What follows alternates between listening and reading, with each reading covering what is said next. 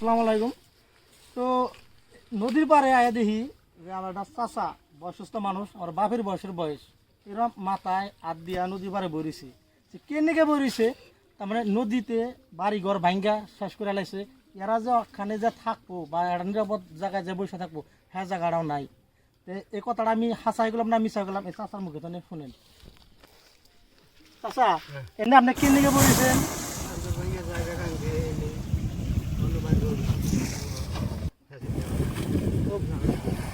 মানে বাড়ি ঘর নিয়ে যাবে মিস্ত্রি ভেঙে দিচ্ছে, এই জন্য এনে বইয়ে চিন্তা করবো নিচ্ছে।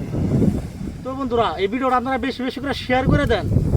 নদীতে ভেঙে এরকম বয়সস্থ মানুষ দেন, আরো কত মানুষ আছে দেয় যে এই মানুষগুলো এরকম অসহায় হয়ে গেছে যে এই অসহায় মানুষের যাতে আমাকে 22 নম্বর মন্ডা সমষ্টি যারা সম্মানিত বিধায়ক যে শারমান আলী স্যার এখানে এই গোবিন্দাপুর জীবী যারা আলিপুর কুমারী গ্রাম যারা নদী ভাঙবা নিছে এই অঞ্চলে আয় নিয়ে বা এই গ্রামটা আয় নিয়ে যারা এই অসহায় মানুষগুলোরে যাতে সহায় করে বা অল্প নিরাপদ করে দেয়, সেই জন্য এই ভিডিওটা আপনারা আপনাকে শেয়ার করে দিবেন।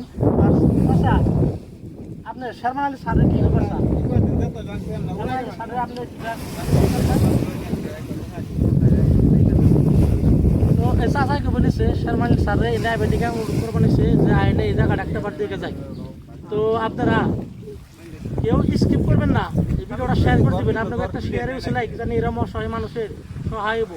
এই নদীটা যদি নাও বান্ধে দেয়, যদি বাঁশ ফালিয়াও যদি আপনার কিবা ভাঙ্গনটা যদি বন্ধ করে দেয়, তাহলে এই মানুষগুলোর উপকার হবো, সহায় হবো। তাকে কোন চাচা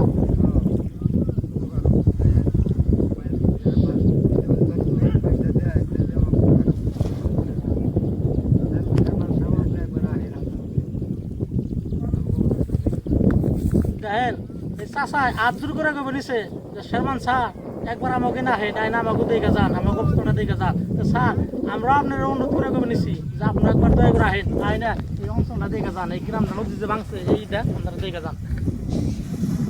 দেখে এই চাচার কথাটা অমান্য করেন না, চাচা একদম বুয়া সুস্থ মানুষ আদর করে বলছে।